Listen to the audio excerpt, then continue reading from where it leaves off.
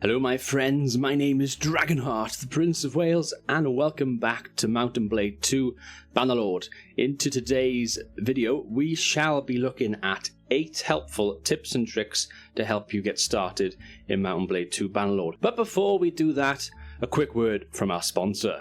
Oh, hello there, my name is Luna. My favourite pastime is reading books, especially about kittens. I also like eating lots and lots of cat food, and I also like to be petted, but very, very slowly. About 10 seconds for each stroke, please. Anyway, I think you should drop a like on this video if you find it most helpful.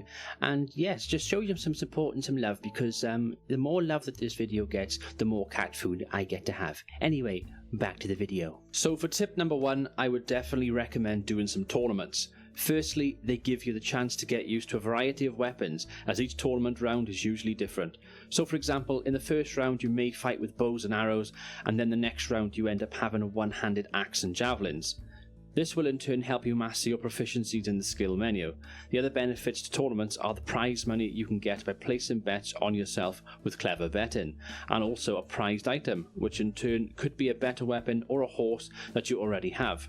The final good point of tournaments are that they can give you decent renown by completing them. Tip number 2, and this is quite simple, get yourself companions. Initially, you will be restricted to a limit cap on these, however, once you level up your clan, you will soon be able to recruit more. Companions are useful in combat, with many being exceptionally good at specific skills. If you become a lord in the late game, then they'll be useful as trusted vassals, and they are good to have around when doing missions. Tip number 3. Buy horses. You will soon find out in the early game that you can't carry much loot, and will have to learn to leave a lot of good stuff behind. Buying yourself some horses will fix this issue. Horses, ponies, mules can all be bought from most cities, and are not that expensive. The more you have, the more carry weight you will have for your army, thus enabling yourself to trade more. Additionally, you may want to give one of your horses to a companion, as they will then be able to have mounted combat, thus making themselves slightly more potent. Tip number 4.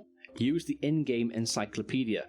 It can be accessed with the N key on your keyboard and will tell you everything about the game, from who leads what faction to who is at war with each other, and also where the last known location of a different lord was.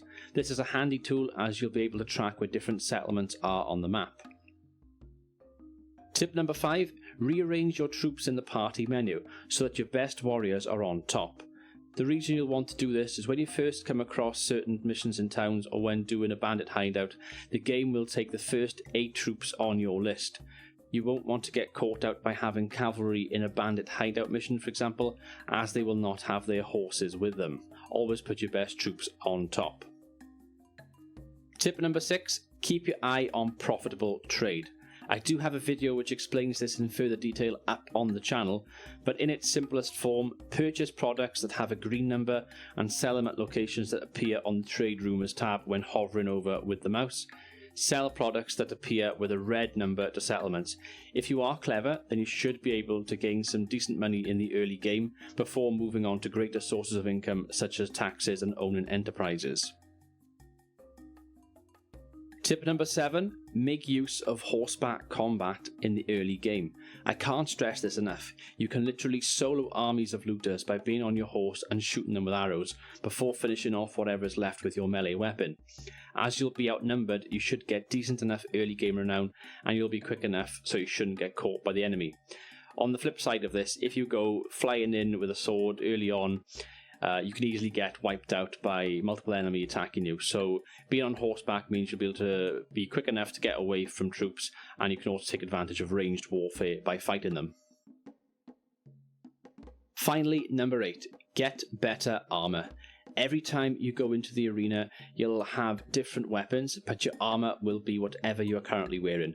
To give yourself an advantage, you will want to purchase the best armor you can afford. The same applies to missions. You'll want to be as sturdy and tanky as possible. Whenever you find yourself with some spare coins, go into the cities and see what armor you can afford.